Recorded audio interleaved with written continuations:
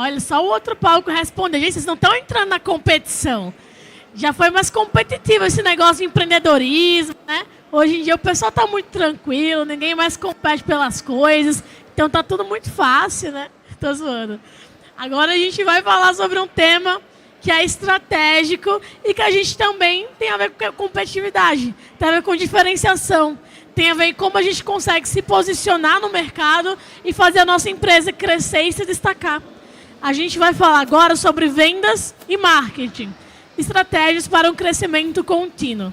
Como a gente consegue se manter competitivo, como a gente consegue evoluir as nossas vendas. E para conversar com a gente sobre isso, quero convidar ao palco as nossas especialistas Ive Cristine, Fernanda Medei e Jana Ramos. Sejam bem-vindas, por favor, uma salva de palmas. Muito obrigada, Mona. E, gente, hoje é o aniversário dessa mulher maravilhosa. Então, palmas pra ela. Obrigada, maravilhosa. Maravilhoso. Feliz aniversário, Mona. Valeu. Vamos ficar aqui. Ah, temos 2 microfones. Maravilhoso. Senta aqui, no meio. No meio? É isso. Bora. Boa tarde, gente. Tudo bem? Boa tarde também, ou bom dia, boa noite para quem vai ver a gente pelo YouTube. Eu sou Ive Cristine, atuo com o ecossistema de inovação desde 2016. Minha principal especialidade sempre foi marketing e vendas, mas também atuei como design de serviços, community manager. Então deu para ter um entendimento mais horizontal de tudo que acontece de inovação hoje no Brasil. E quando recebi o convite aqui para campus, a organização falou a vontade que eles tinham de fazer um palco, um painel só com mulheres empreendedoras, mulheres incríveis, fodas, para ensinar as pessoas como é o jeito maravilhoso que elas vendem, que elas fazem as empresas crescerem. Então, eu tive o enorme prazer de convidar a Fernanda Medei. Palmas para Fernanda. Obrigada, pessoal. Boa tarde. E também a Jana. Então, vou passar a palavra agora para vocês se apresentarem e contar um pouquinho do que vocês fazem no dia a dia. Então, se empreende, se é consultora, traz um pouquinho dessa visão para a galera já entender com quem a gente está conversando aqui. Fernanda. Obrigada, pessoal. Boa tarde. Tudo bem com vocês? Fala mais alto, gente. Boa tarde. Bom, eu sou Fernanda, sou CEO e fundadora da Medei. A Medei é uma empresa, é uma startup de RH. Só que a gente cuida da parte que ninguém gosta. A gente cuida de demissão. E tudo começou com a minha demissão em 2011. Eu sou advogada de formação, sou da área tributária, cuidava de impostos, atendimento, a fiscalização. E, de repente, eu fui demitida.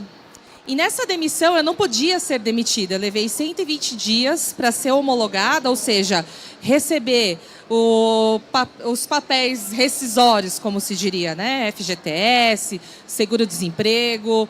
E estava tudo errado com a minha demissão. E dali, eu comecei a pensar que era pessoal. Mas não era.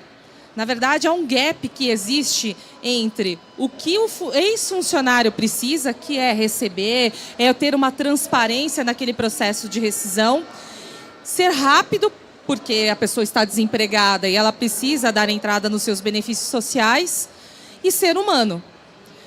E para o RH, quem trabalha na área, muitas vezes está atolado de trabalho. É um processo burocrático, é um processo que depende de ter uma atenção nos cálculos. Se você não tiver essa atenção, isso gera processo trabalhista.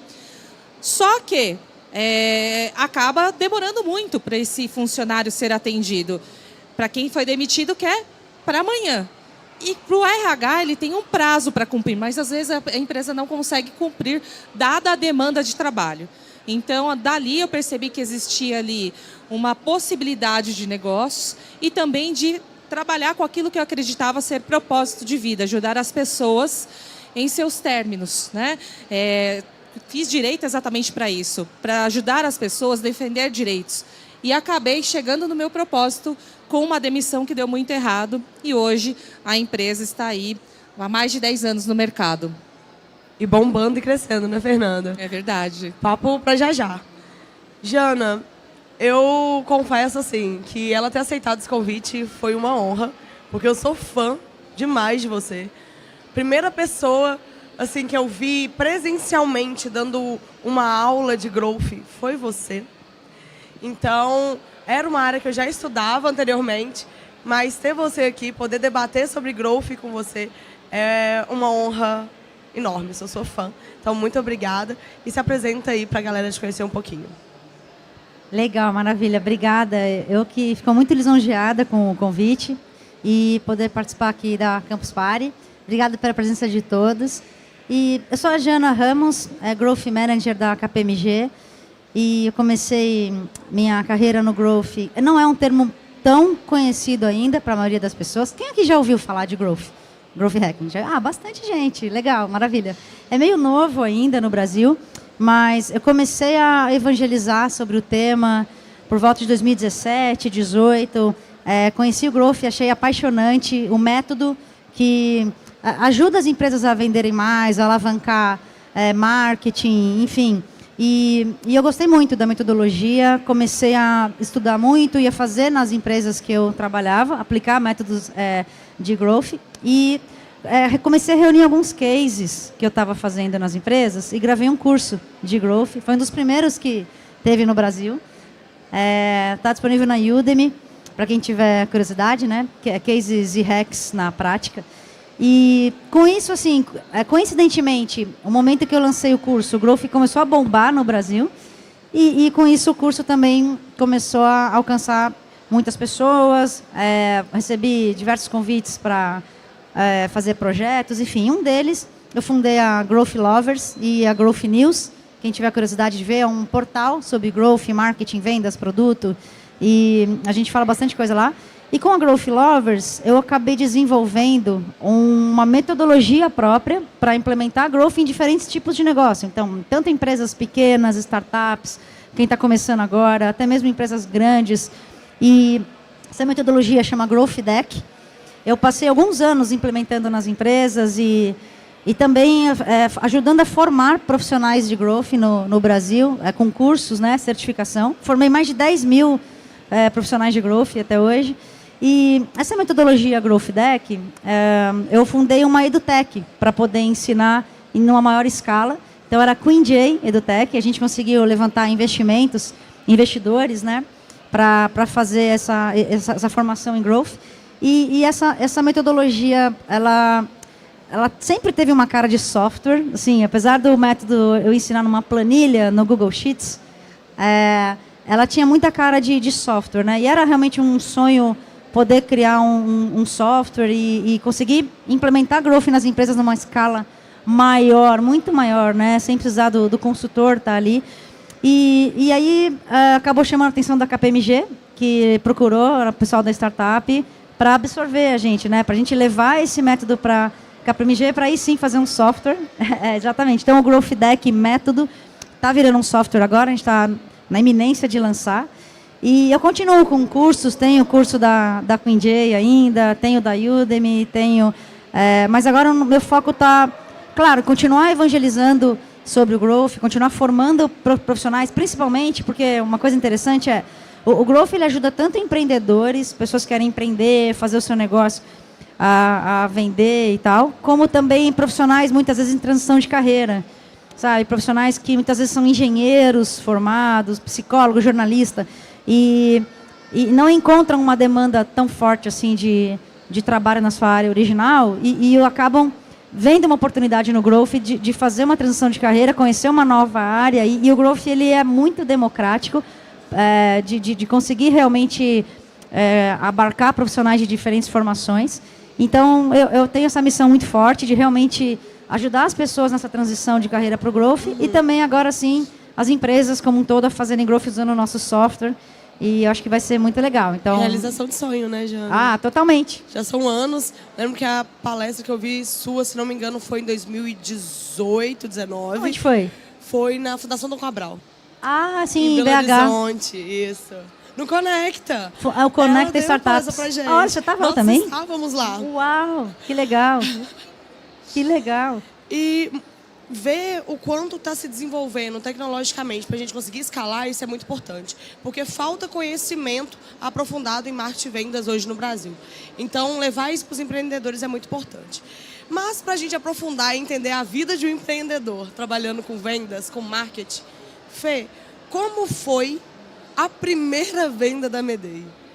Você trabalhava no CLT e você saiu e foi empreender. Vender meio que todo mundo tem que saber, né? A gente se vende o tempo todo. Mas como que foi, desde a primeira venda, esse crescimento, essa estruturação para uma empresa hoje que a gente está falando de mais de 20 milhões em oportunidades que vocês têm no pipe de vocês. Então, como que foi essa caminhada para a gente chegar? Legal, Ive. Bom, eu vim do mundo jurídico. Então, o advogado, ele não aprende na faculdade a vender.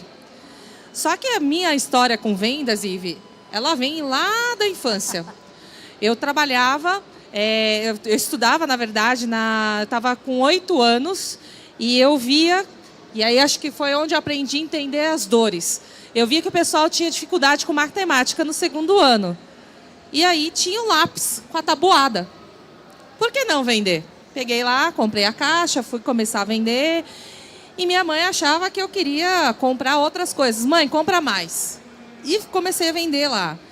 Minha mãe, para quem conhece, né, eu sou da época do marreteiro, de ter barraca na feira. Minha mãe era marreteira e ela vendia roupa, brinquedos do Paraguai, enfim, tudo que aparecia minha mãe vendia, sapato. E eu fui aprendendo isso, fui para a feira com ela, fui trabalhar, fui entender como fazia. Cresci, fui para a faculdade de Direito, caí na área de vendas. Fui trabalhar para vender serviços jurídicos. Aí saí, fui advogar. Foi onde eu fui demitida. E quando eu vi que... Eu estava tentando entender o que estava acontecendo com aquele processo, eu comecei a ligar para algumas empresas, pequeno, médio, grande porte, empresas de folha de pagamento, contabilidade. E eu comecei a contar a minha história, porque eu falei, gente, não é possível. Só que aí eu comecei a entender, e aí a gente fala de 2011. 2011 o empreendedorismo era mato, né? Não existia ali aceleradoras. A Aceleratec, que agora é a ACE, né? Estava começando, o termo empreendedorismo nem existia. Então eu comecei a fazer uma validação de mercado sem saber, né? E aí eu vi, opa, existe uma oportunidade, existem empresas de RH que fazem ali o processo de relógio de ponto, benefícios, né? Existem consultorias, mas não existia nada que cuidasse ali da saída do funcionário. E que tinham 14 milhões de pessoas demitidas dentro daquele ano, né? Eu falei, então vou tentar vender para alguém. E peguei o telefone, gente, lembrem disso. Peguem o telefone e liguem. Liguei para meu primeiro cliente. Perguntei para a pessoa de RH se ela estava precisando de algum apoio nos processos trabalhistas. Ela falou, não, eu sou do RH. Mas e na demissão, você precisa? Ah, precisa, eu tenho gente espalhada pelo Brasil. E assim aconteceu a primeira venda da Medei para uma instituição financeira. Ali eles tinham em torno de 800 desligamentos mês. Já comecei com um primeiro grande cliente. Só que eu falhei. Por quê? Entrei na zona de conforto, tenho o meu primeiro grande cliente, vamos continuar aqui. Aí eu estava tentando entender qual que era a melhor persona, para que a gente pudesse entrar nos demais RHs. E aí eu levei 1 ano para tentar entender. Só que os vendedores de antes eram vendedores mais tradicionais, então era muito difícil de você achar vendedores de serviços. Então, a gente começou a entender persona, como que a gente deveria abordar os RHs, né? O primeiro cliente, efetivamente, entrou em 2013, né? 2014, a gente começou a ter uma célula de vendas dentro da empresa e de lá para cá a gente veio melhorando. Então, hoje, a maior parte dos nossos clientes são empresas B2B, com enterprise, são empresas com mais que 500 funcionários que adquirem os nossos produtos, os nossos serviços. Então, é mais difícil de você fazer uma venda como essa, porque não é uma venda de caneta, é uma venda de produto, né, de serviço, mas também é uma venda de consultiva, ela leva mais tempo, você precisa se relacionar. E às vezes as pessoas têm medo de passar a mão no telefone e ligar. E falar com o cliente, com o lead prospectivo para vender. E não é um call center que está ligando, ali é uma pessoa que precisa entender do cliente que ela vai ligar, fazer buscas ali no LinkedIn, em outras redes sociais, entender quem é aquela pessoa, porque se você tiver repertório, você consegue, primeiro, ser atendido, segundo, você consegue apresentar o seu produto e, terceiro, você consegue fazer a venda. São 3 pontos importantes. Então, pesquisem sobre quem você vai falar. E a primeira venda, gente, eu não tinha a mínima noção, e isso é verdade, eu não tinha a mínima noção de quem era a pessoa com quem eu ia falar. E era superintendente de RH dessa instituição financeira. Quando eu cheguei lá e eu descobri que era superintendente, bateu um gelo. Eu falei, putz, ferrou, né? Como que eu vou falar com essa pessoa? Eu era do jurídico, eu tinha repertório da área tributária, não era RH. E eu fui falar com uma superintendente de RH. Então, gente, não tenham medo nem vergonha de chegar para falar com o seu cliente. Faça a pergunta e ouça o que ele está falando. Tenta desenhar uma estratégia enquanto ele está falando. Porque isso vai te trazer bons frutos. Obviamente que a venda não aconteceu da noite para o dia. Eu fui lá em 2011, em julho de 2011. A pessoa sumiu, né, durante 1 ano. Aí eu estava trabalhando, eu estava desempregada naquela época que eu fiz a reunião, né? Vi que a coisa não estava virando, vou trabalhar, arranjei um emprego CLT. De repente, ligaram em casa, era o meu telefone de casa, né, o telefone de escritório de casa. Meu marido atendeu, que está ali, inclusive, Alain, tá, oi. Ele atendeu, anotou, e aí eu falei assim, tá, legal, eles querem conhecer o meu escritório. Eu, que escritório? Né? E aí, achei um coworking na época, fui lá, mostrei que era o espaço, que era a empresa, que era a Medei, e foi assim, com a cara, coragem e óleo de peroba, né, que a gente conseguiu fechar esse cliente. Porque quando eles foram para fechar. Eles não tinham achado nenhuma empresa que fazia o serviço que a gente estava se propondo a fazer. E não existe até hoje no mercado uma empresa que cuida de offboarding, que cuida de demissão, de homologação, porque é um negócio que é complexo. Ele envolve não só tecnologia, mas envolve sentimentos de quem foi demitido. E é bem difícil ali para quem está sendo demitido e para quem está do outro lado ali fazendo o processo de homologação. Então, ali eu ganhei o primeiro cliente porque eu entendi a dor dele. Eu não criei um produto que eu gosto, pelo qual eu sou apaixonada. Eu gosto da minha empresa, eu gosto de resolver a dor, mas eu entendi qual era a real necessidade do cliente. E às vezes a gente cria produtos que a gente ama, mas não é funcional para o cliente. Então, na hora de vender, faça o teste com a tua família. Se a tua família comprar, se o teu priminho, o seu filho de 5 anos comprar, você conseguiu vender a primeira barreira, porque as pessoas entenderam o que você está fazendo e elas vão gostar daquilo que vocês estão fazendo. Então, pesquise muito o seu cliente, entenda realmente a dor deles e crie um produto que atenda à necessidade daquele cliente. Eu vejo muita startup que o cara cria lá o software, cria um negócio que não é vendável, porque ele fez de acordo com o que ele quer e não com o que o mercado quer. E esse é o grande desafio de vendas. Fê, só pra gente anexar aqui na cabeça, então. Seu primeiro contato em 2011, a venda aconteceu em 2013. Então foi um ciclo de vendas de quase 2 anos? Quase 2 anos. E hoje o seu ciclo de venda, ela está em quantos meses? Ele está de 6 a 8 meses. 6 a 8 meses ainda, é uma venda consultiva. Sim. Que depende de um contato e de tempo para ele virar. Exatamente. Hoje, a gente tem esses clientes que ele demora mais tempo para entrar, o custo do CAC ele é mais alto. Alguém aqui sabe o que é CAC? Vamos explicar, né? Vamos falar, então. São poucas pessoas. É o custo de aquisição do cliente. O custo de aquisição do cliente são os custos com o time de vendas, marketing, tá?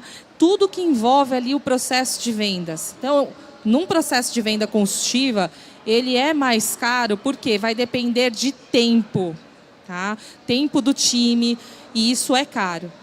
Porém, se você fizer uma venda muito bem feita, o seu produto atende às expectativas do cliente, o LTV, que é o Lifetime Value, é o tempo que aquele cliente vai ficar na sua carteira, ele compensa. Eu estou com esse primeiro cliente até hoje. Todo mundo que entra dentro da empresa fica, porque a gente resolve uma dor real do RH e uma dor real do ex-funcionário. É ter clareza, é saber o quanto está recebendo, se ele tem algum problema.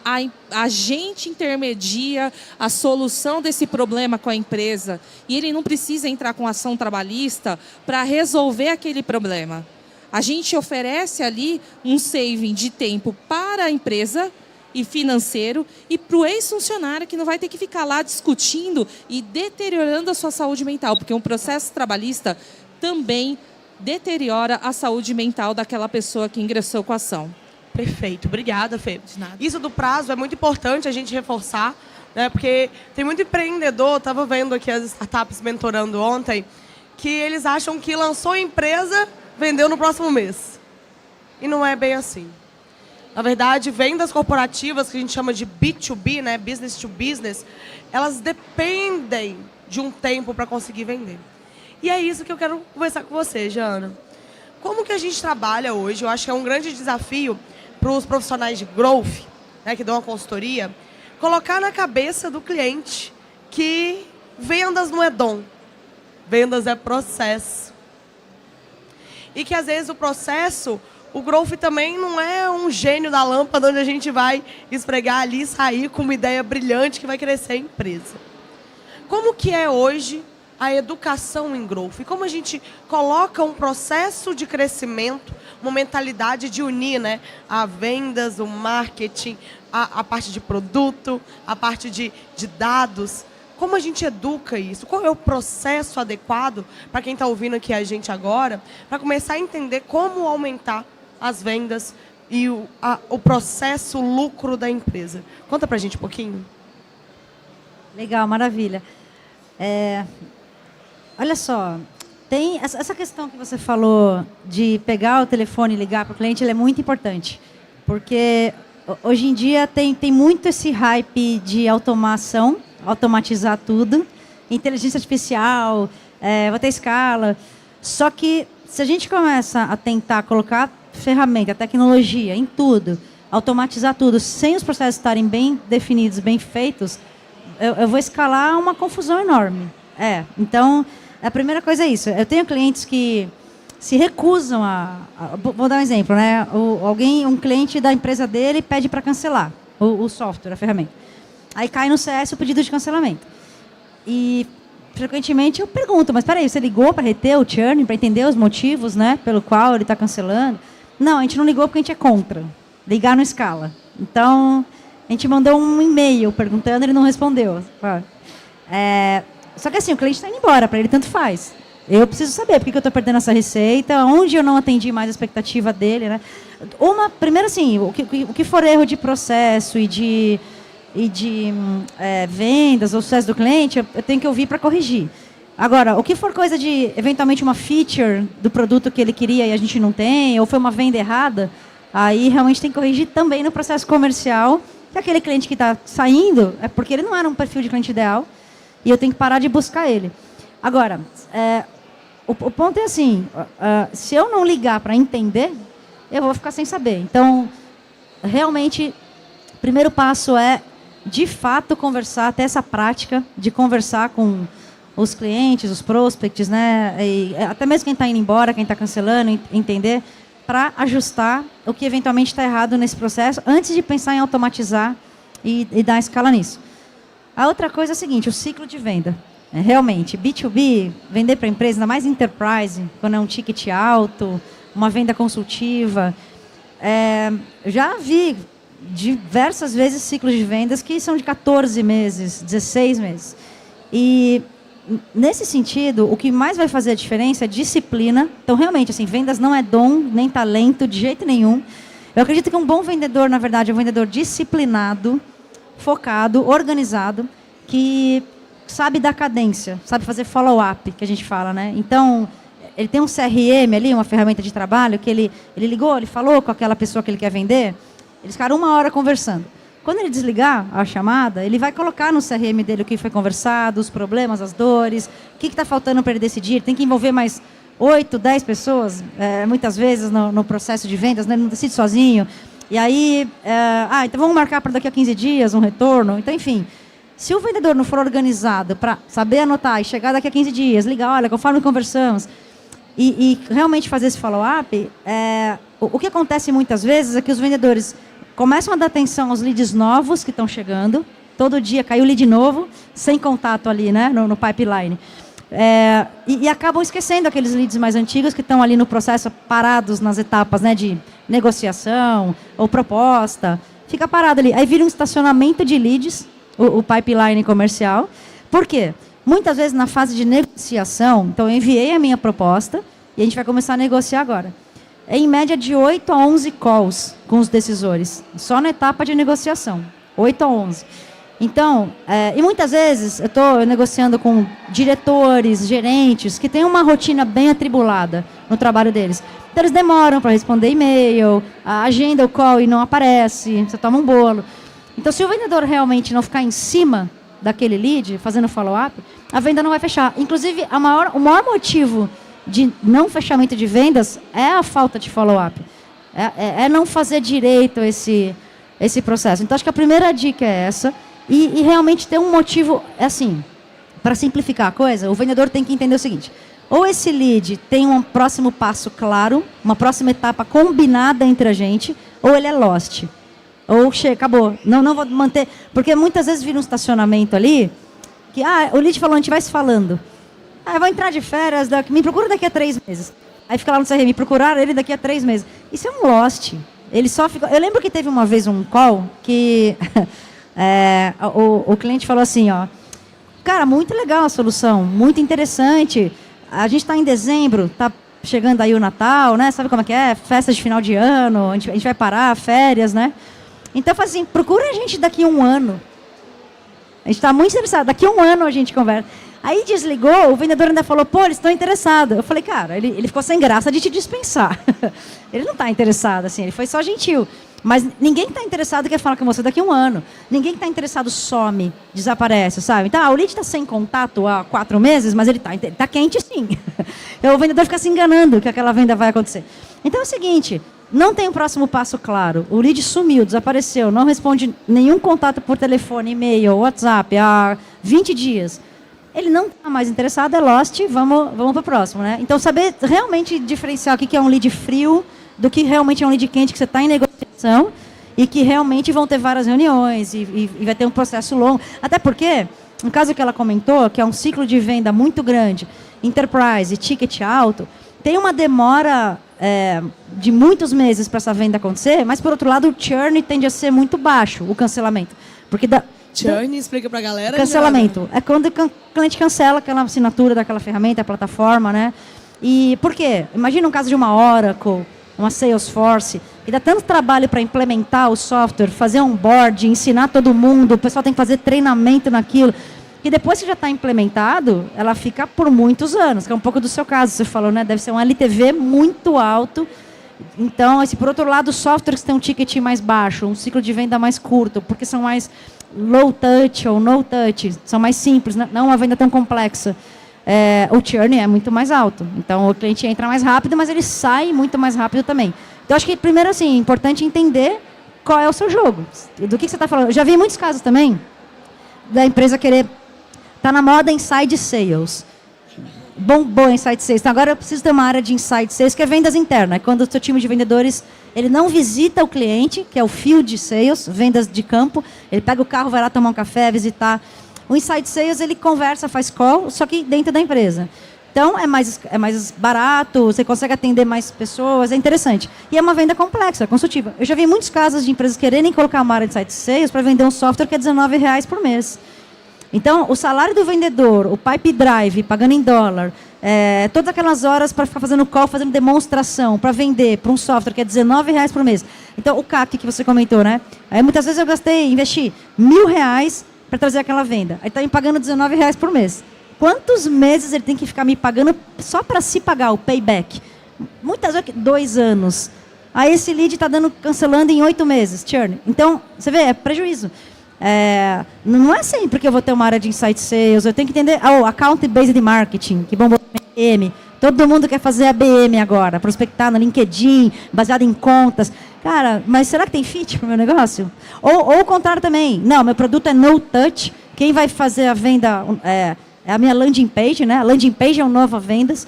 Então, eu vou pôr tudo na landing page, quer comprar, compra, não quer, não compra. Tudo bem, qualquer dúvida que ele tiver ali, ele não vai comprar, ele vai embora. Então, quem vai perder a venda sou eu. Então, acho que tem que entender, assim, tem fit, o que faz mais sentido? O que a gente fala muito em growth é assim, não existe um modelo replicável de growth. O growth não é copiável. Eu vi uma empresa fazer isso, deu certo, eu vou copiar. O que existe em growth é artesanalmente, eu entender qual é o meu cenário, a minha realidade, o meu produto, serviço, o meu ticket, meu tipo de cliente ideal e o que faz sentido para a minha empresa ou não faz sentido. Então, muitas vezes eu vejo um hack legal que alguma empresa fez, que eu vi lá o Hotmail, eu vi o Hotjar fazendo. Primeiro assim, empresa americana. Sempre o case de growth que bomba no Brasil são exemplos americanos, que é um mercado totalmente diferente, com outra maturidade digital. Então, simplesmente eu querer abrasileirar algo que eu vi lá fora e copiar, a chance de dar errado é enorme. Então, a gente fala o seguinte também em growth, que um profissional mais júnior, inexperiente, ele copia hack, copia cases, ele vem a algum lugar, tenta copiar e eventualmente dá tudo errado. E o profissional um pouco mais sênior, ele adapta os hacks, ele vê e fala, tá, mas eu vou adaptar aqui porque não faz tanto sentido. E o profissional mais sênior, mais avançado, ele cria os próprios cases, por quê? Ele entende perfeitamente o cenário que ele está pisando, o problema que ele está encontrando. Growth é resolver problemas, só que problemas que surgem analisando dados. Não brainstorm, assim, não é... Porque, assim, eu venho da publicidade, particularmente, né? E na publicidade era muito comum, criativo, ideias criativas, ganhar leão em Cannes. Então, junta todo mundo numa sala, o CEO, para fazer um brainstorm. No Growth isso não existe. No Growth é dados, data-driven. Então, traz os números da empresa, vendas, receita, tudo mais. E aí, a partir dos números, a gente vai entender essa empresa. O que está indo bem, o que está indo mal. E o que está indo mal, eu vou fazer testes para corrigir. E o que está indo bem, eu vou alavancar. Então, e no Growth a gente fala muito isso. Assim, primeiro, se eu for resumir, a maior dificuldade que eu vejo hoje nas empresas, não precisa nem os processos de vendas, nem os processos de marketing, é justamente ter os números, ter os dados. É muito difícil, Porque, geralmente, as áreas são em silos, as áreas são espalhadas, cada um cuida do teu. O marketing cuida do dado e ferramenta e processo de marketing, vendas tem os dele, CS tem os dele e ninguém se conversa. Então, quando alguém vai tentar olhar uma visão de jornada de compra com os dados, numa visão holística, já não consegue.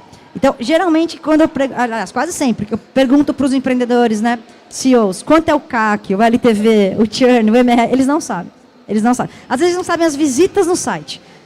Quantos visitantes tem o seu site por mês? Olha, eu não sei, quem cuida disso é o rapaz da TI. Então, assim, tem uma maturidade de dados muito baixa no Brasil ainda. Para vocês terem uma ideia, 5% dos sites no Brasil tem o script do Google Analytics. Exatamente, Google Analytics, que é muito básico.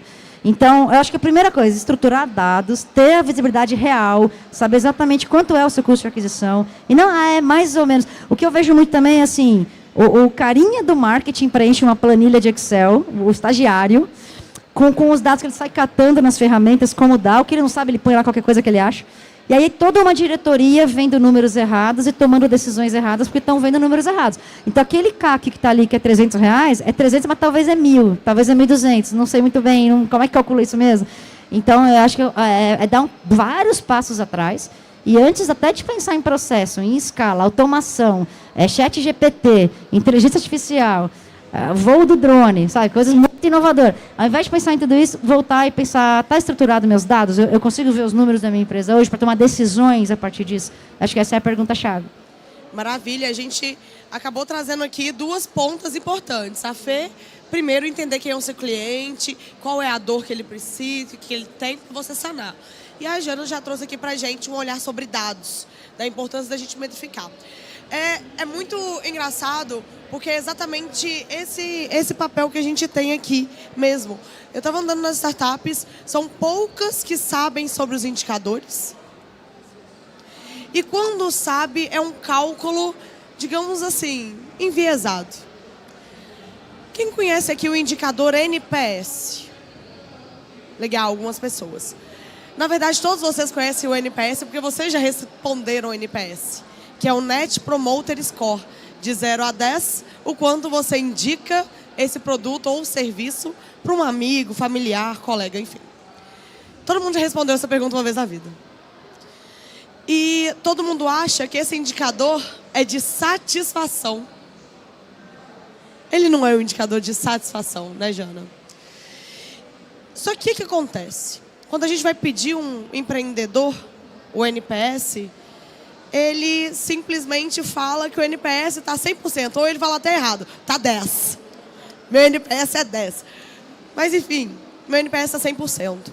E a gente pergunta, nossa, que interessante, um serviço com 100% de NPS. E quando a gente vai ver os dados, simplesmente o empreendedor, ele nem pensou em mandar para os clientes que já estava ruim, já estava ali mais ou menos. Quem não respondeu, ele também ignora. Se não respondeu, o problema é da pessoa. Então, é uma série de erros que a gente tem hoje no empreendedorismo, né? Ainda a pessoa vive muito do sonho, da vontade, que é incrível, mas ainda está faltando o pé no chão de pensar que vendas é processo, é dados, é entendimento do cliente. Fê, e agora? Não tem nenhum problema de vendas mais, só milhões. Você me contou uma informação ali atrás que eu fiquei, caramba. Todos os problemas.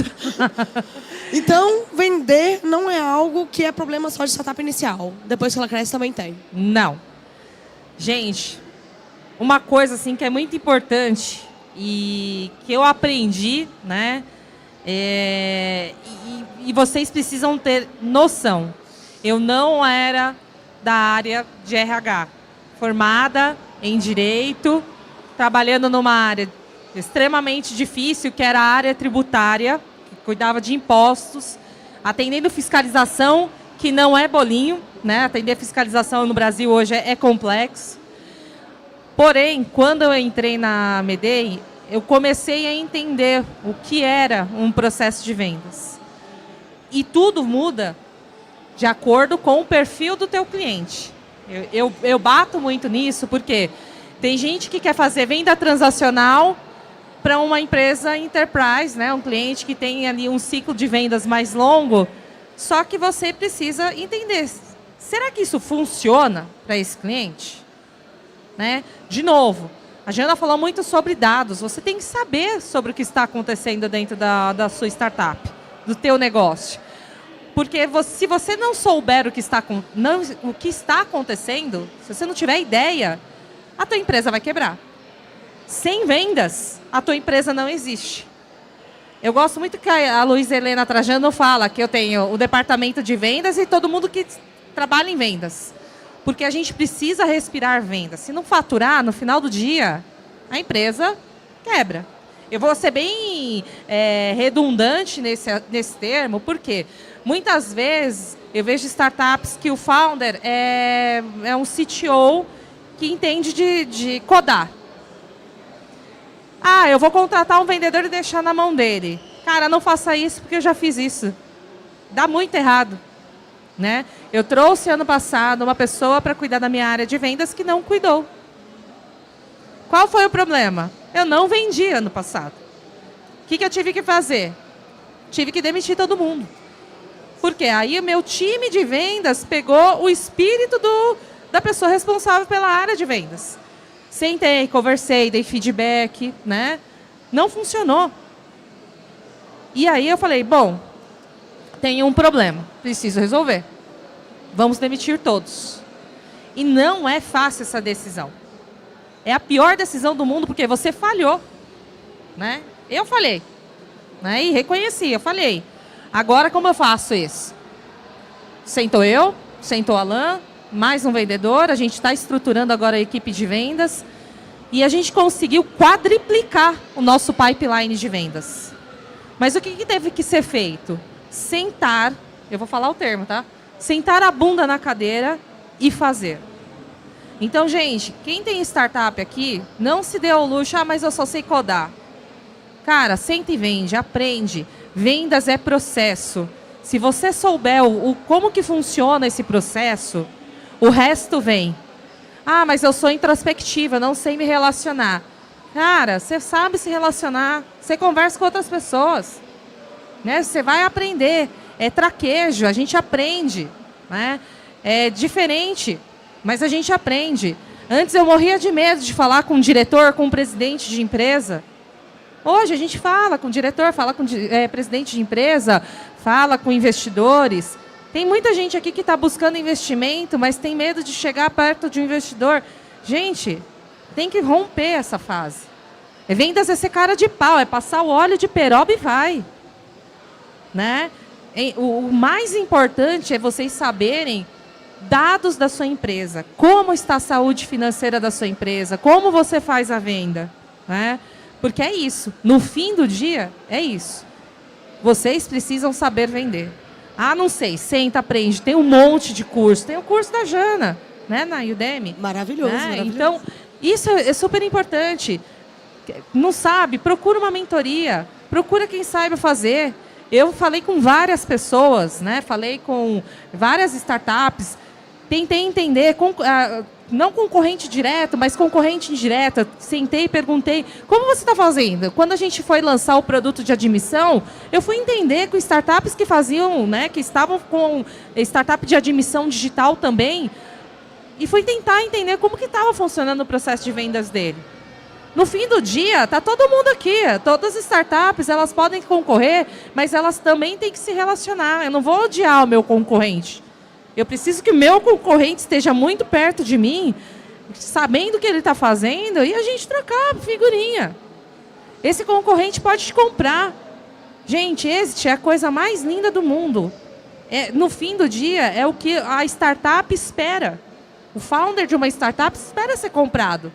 Vender o teu sonho para uma empresa maior, para um investidor americano, cara, é a coisa mais legal do mundo. E se você não souber se relacionar, você não vai chegar nesse ponto. Então, aprendam. Vocês vendem o tempo todo. Vocês vendem para a esposa, marido, para a mãe, para filho, para a tia, para o periquito, para o cachorro. Vocês também conseguem fazer vendas. Porque é relacionamento. No fim do dia, seja uma venda para pequena empresa, para média empresa, para grande empresa, seja para pessoa física, é relacionamento. Por mais que a pessoa entre no seu site e compre, mas como você vai se comunicar com esse público? É se relacionar também. Fê, eu não fiz essa pergunta ainda e você puxou ela agora. Então, antes de eu passar para a Jana, eu já quero amarrar isso bem. Você fez um exit. Sua empresa ela foi adquirida. Foi um processo de vendas também? Porque lógico. A galera acha que conquistar investidor é um mundo diferente de venda. Só que os processos são muito similares. Pode trazer um pouco de como que foi esse processo do exit da Medei e como está hoje o dia a dia de vocês após essa aquisição? Legal. Gente, como eu até comentei, até com o investidor a gente vende, né? A gente imagina lá o investidor maravilhoso. A gente foi investido no passado pelo Bossa Nova, né? E eu lembro que eu segui o João Kepler nas redes sociais. Tudo que ele escrevia eu curtia, eu compartilhava. E aí eu lembro que eu queria receber investimento e eu fui no evento do ACE, era o Growth Summit. E eu queria abordar o João. E onde ele ia, eu estava atrás, onde ele ia, eu estava atrás. Aí, de repente, eu dei ficou um silêncio, aquele silêncio ensurdecedor. João! Né? Aí ele parou, olhou. Aí eu falei, agora é a hora, né? 30 segundos para falar sobre a Medei. Aí eu falei, olha, eu sei que todo mundo está te procurando hoje, mas eu queria trocar o contato contigo porque eu quero fazer a apresentação do meu pitch. Faça agora. Fiz. Ele marca com a minha secretária, semana que vem você vai no meu escritório e você apresenta. Deu tudo certo, gente. Eu tive que tomar a coragem, ir lá falar com ele. A gente foi investido pelo Bossa Nova.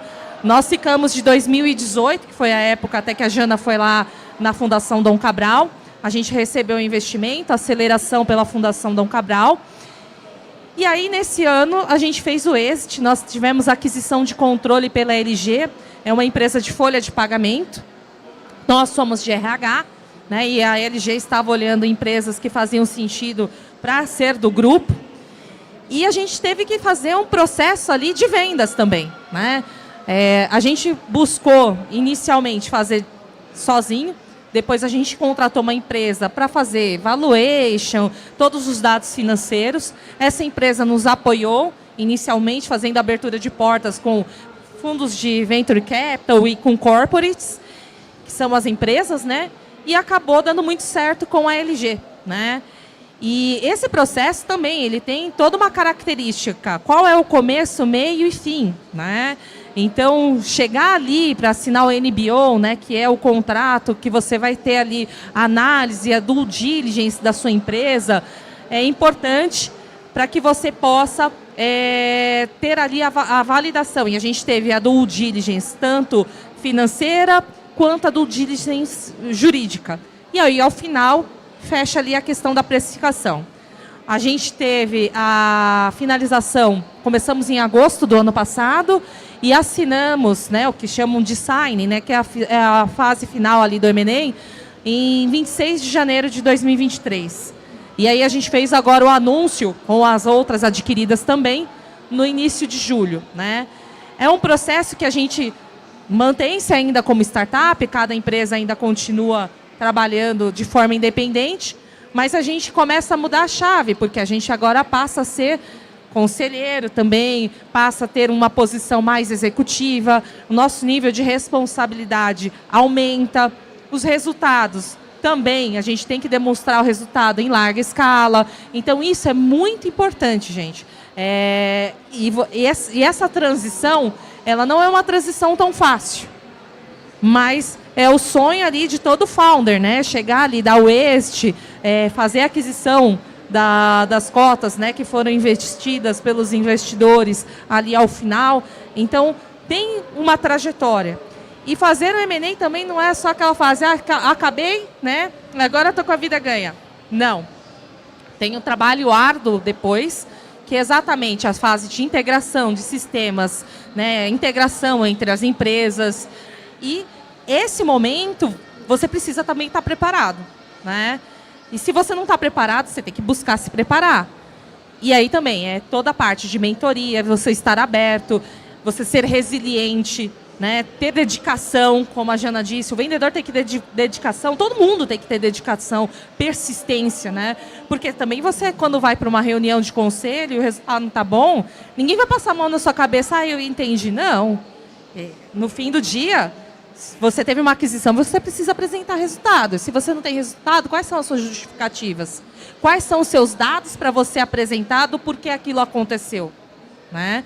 Então, é muito importante essa preparação. Então, vendas é o tempo inteiro. Passou, acabou o processo de M&A, é uma nova fase para o empreendedor, né? Que é tornar-se executivo. E esse é um ponto muito importante, né? Que é legal na carreira. Perfeito, muito obrigada, Fernanda. Vou fazer minha última pergunta aqui para a Jana. Vou abrir para vocês, então, por favor, trazem perguntas para a gente aqui. Jana, o que você acha que é o pulo do gato? A gente sabe que os dados é muito importante. Mas para a gente trabalhar vendas, marketing, traz algumas dicas de ferramentas? Vamos começar a entender algumas ferramentas, algumas coisas que são importantes para a galera começar já a aprender, a aprofundar, para daqui para frente a gente tem uma galera bem boa de vendas. Legal, maravilha. A primeira dica que eu queria dar, até conectando com a sua fala sobre vendas, assim, no sentido de as empresas, startups tendem a querer vender algo que é legal. Que eu amo, o produto é maravilhoso, escuta falar sobre mim. Olha, eu vou falar com você para falar sobre mim. Como uma empresa maravilhosa. E eu acho um grande erro esse, né? Por quê? A primeira coisa, eu não tenho que pensar que eu estou vendendo um produto. Eu tenho que pensar qual problema eu estou resolvendo. Que tipo de problema e dificuldade ou necessidade aquela pessoa tem que eu resolvo e como que eu resolvo. Quando o empreendedor, o fundador, souber responder isso, responder que problema que ele está resolvendo, por isso a gente fala que é venda consultiva, né? É uma consultoria ali que o vendedor vai te ouvir. Por isso que a gente fala também que vendedor bom é vendedor que escuta mais do que fala. O vendedor não tem que ficar falando PowerPoint. Olha, eu tenho 3.000 funcionários. A gente tem sede em 12 estados. Dane-se. Né? Então, assim, primeira coisa, tem que falar com o prospect sobre ele. Me fala sobre você, o que você precisa, qual a sua necessidade, o seu problema. Eu estou aqui para te ajudar. Eu estou aqui para te ouvir, te entender e te ajudar. Quando ele consegue entender isso, aí ele passa a ser um bom vendedor em potencial. Porque muitas vezes é o que você falou, a ideia é legal, mas se não estiver resolvendo nenhum problema ali, que as pessoas estão endereçadas a pagar para resolver esse problema, ninguém vai comprar dele. Ele vai ficar ouvindo que não, é irado, muito legal, mas ninguém compra. Então, enfim, eu acho que o primeiro ponto é esse. Agora, o segundo ponto, por quê? Eu sabendo exatamente o problema que eu resolvo de quem, e como e por quê, eu já começo a criar o perfil de cliente ideal. Para quem que eu vendo? É muito comum pegar empreendedores que estão começando, assim. Para quem que você vende? Para qualquer um que deseja, para todo mundo que achar maneiro. Não, então já começou errado, né? Tem que saber ali perfis geográficos, demográficos, perfil de interesse, de comportamento. Enfim, minimamente eu tenho que saber quem são aquelas pessoas de fato que eu vou endereçar a minha venda. Então, o primeiro trabalho de marketing, porque é o seguinte, tá? Eu vou falar com essas pessoas que eu quero atingir. E eu vou falar o quê para elas? Eu tenho que comunicar a minha proposta de valor. Então, parece algo assim, que é um framework do Sebrae para preencher. É isso, o modelo de negócios é um framework que o Sebrae pede. Na verdade, não, é muito importante, de fato, a gente construir um modelo de negócio, uma proposta de valor, para entender o seguinte, essa abordagem que eu estou prometendo, seja no meu site, no meu e-mail, ela está forte o suficiente, ela está boa o suficiente? Então como é que eu vou saber? Aí ferramentas, né? Caindo nas ferramentas. Eu tenho que ter um Google Analytics instalado, o Google 4, inclusive, né? Que recentemente mudou para o Google do Universal para o 4. Não é tão trivial assim a implementação, a configuração e tal, mas eu tenho que fazer. Então, minimamente um Google Analytics correto, bem configurado, bem instalado. Segundo, ferramentas de Behavior Analytics, que a gente fala, né? Que é, então, Hotjar, Smart Look, Clarity. O Clarity é de graça, da Microsoft. Por quê? Eu vou entender desse usuário que está dentro do meu site, como ele se comporta, onde ele clica, quantos % da página ele lê, aonde ele abandona. Eu consigo assistir alguns vídeos que o meu usuário está navegando lá por amostragem, para eu ver como que eles estão se comportando no meu site.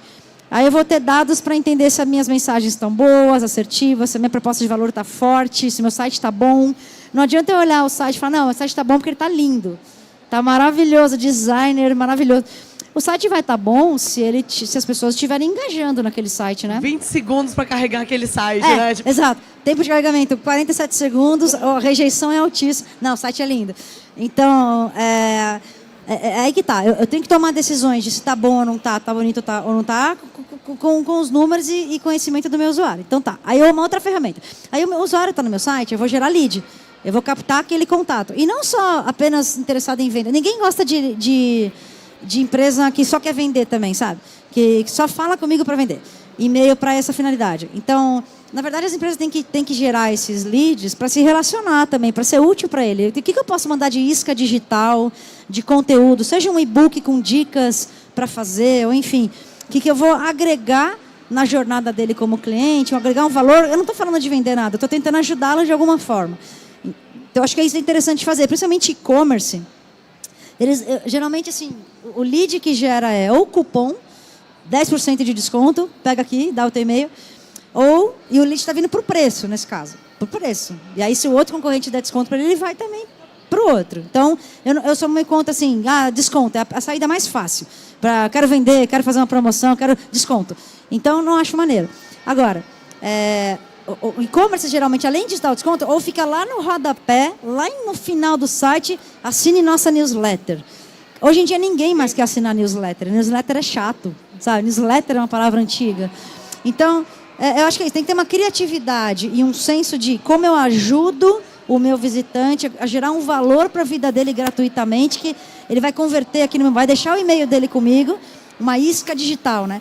E a partir dali, então, tem que ter ferramentas de automação de marketing para fazer isso que eu estou falando agora. Então, seja RD Station, Marketing, Mailchimp, HubSpot, Lead Lovers, tem várias aí, né? Mas eu tenho que ter uma ferramenta. Eu já conversei com empresas muito grandes que falava assim, como que os vendedores abordam os leads, né? Como que é distribuído esses contatos comerciais? Não, cai tudo no Gmail da empresa, eles chegam de manhã e vão pegando. Todos os vendedores tinham a mesma caixa de entrada do Gmail. Você vê que absurdo? E era uma empresa gigante, assim, que ganhava licitações. É bizarro. Então, assim, eu preciso ter ferramentas. Então, tá, eu tenho automação de marketing, aí eu vou ter um CRM também. Seja um RD CRM, Pipe Drive, Pipefy, Mosquito, o que for, né? Eu acho que essa é uma stack básica de Analytics, automação de marketing, CRM e Behavioral Analytics. É básico para eu ter uma mínima compreensão do que está acontecendo. Se eu quiser dar um passo a mais, eu vou ter que ter uma Customer Data, uma CDP, Customer Data Platform. Ainda mais agora com o fim dos cookies, para eu conseguir segmentar os meus usuários por perfil de compra e interesse, eu preciso ter uma CDP. Senão eu vou virar spammer. Eu não posso mandar um e-mail marketing para minha base inteira de lead falando a mesma coisa. Quer ver um exemplo? Eu recebi esses dias um SMS do Pão de Açúcar falando assim, você que é cliente mais, oferta bacalhau em promoção. Eu nunca na minha vida comprei bacalhau. Nunca na minha vida, nem sei cozinhar assim também. Eu moro sozinha, sabe? Então, assim... E aí, por que o Pão de Açúcar achou que era uma boa ideia me mandar um SMS oferecendo especificamente um bacalhau? E outra, toda vez que eu vou comprar lá no caixa, eu deixo o meu CPF do cliente mais. Então, eles têm suas informações e seus dados. Eles sabem que eu compro... Ele podia mandar falando de Red Bull, por exemplo, sabe? Red Bull em promoção. Eu ia comprar todos. Mas bacalhau não. Então, você vê... Porque não tem ninguém olhando isso, e como é que dentro da minha base de clientes eu segmento o perfil de compra e interesse deles para ser cada vez mais assertiva na comunicação e de fato mandar e-mail, SMS e WhatsApp com coisas relevantes para aquela pessoa, porque senão eu vou ser spam, eu estou mandando spam. E a chance dela descadastrar para sair é enorme. Então, enfim, eu acho que o básico seria isso. E por fim, assim, é legal ter ferramentas de gestão de processos, né, acompanhamento de projetos, seja Trello, que é bem usada, para gestão do time mesmo, das tarefas. Também ter ferramentas, com certeza, de data visualization, né, um pouco além do analytics, então, um Power BI, Data Studio, que é para eu conseguir realmente trazer os dados do marketing, de vendas, do sucesso do cliente para integrar no mesmo lugar. Senão vai acontecer aquilo que eu falei dos silos, que cada dado vai ficar numa ferramenta diferente e na hora de eu interpretar o que está acontecendo como um todo, eu não vou conseguir. Então, acho que uma ferramenta de Data Visualization vai ajudar muito. Eu acho que seria isso, tá? Obrigada, pessoal. Valeu, tá, pela presença. Gente, antes da gente finalizar, tem tempo de uma pergunta. Alguém gostaria de perguntar? Sem vergonha? Não precisa ser todos ao mesmo tempo não, tá, gente? Boa, obrigada. Me ajudou. Vamos aí. Tudo bem? Zé Renato. Perfeito. Bom, a primeira coisa, não é pergunta, mas é só uma... eu vejo, Jana, que para trabalhar com vendas tem que ter um excelente curso de inglês, né?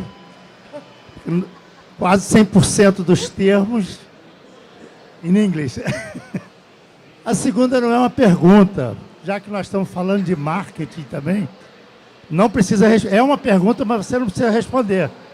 Você tem um contrato de marketing com a Red Bull? Excelente pergunta. Adoraria, tá? Adoraria que eles me patrocinassem.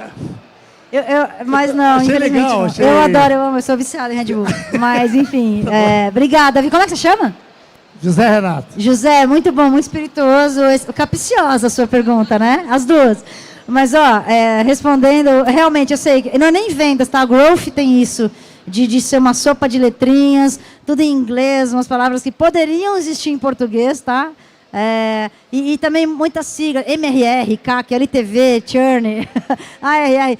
Assim, precisa ter um curso só para explicar todas essas siglas. Inclusive, no meu curso tem um glossário explicando tudo isso. Boa. Inclusive, minha irmã está assistindo aqui a palestra, e quando ela assistiu o meu curso, a primeira coisa que ela me ligou, ela falou exatamente isso. Olha, é muita palavra em inglês, letrinha, que eu não estou entendendo nada, tem que ter um glossário. Então foi ideia dela e realmente tá. Mas obrigada, viu?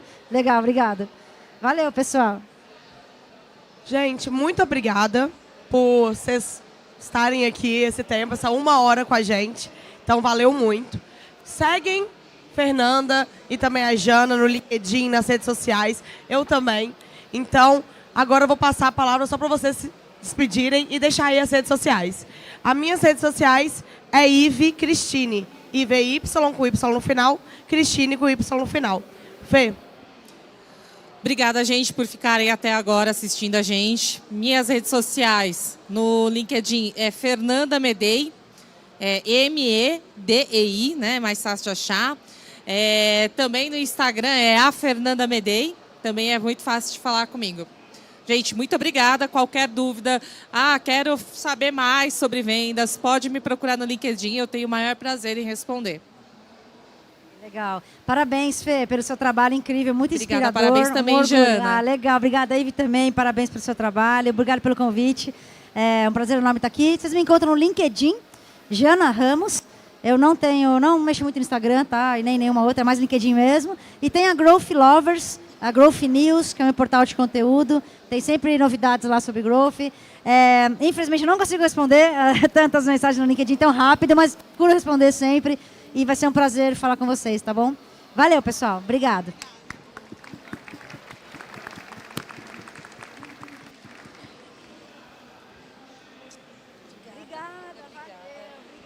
Pode sempre me chamar. Legal, que aula, hein? Parabéns. Parabéns.